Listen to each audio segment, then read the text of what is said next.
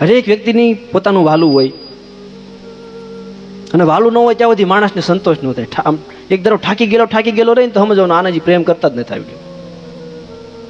થાકતો જ હોય ને, પણ થાક એનો હોય, પ્રેમ કરતા ન આવડ્યું ને હાવ થાકી ગયેલો, હાવ ઓતાઈ ગયેલો. આમ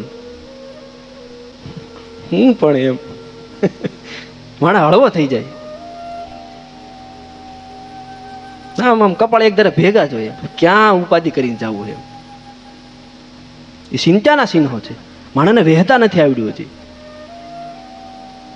અને ભગવાને તો ક્યાં સુધી આમ વહેવા માટે કરી દીધું કે સંસારી માણસો હોય તો સંસારી માણસો કદાચ બીજે ક્યાંય ન વહી શકે ને તો એને બાળક આપી દીધું.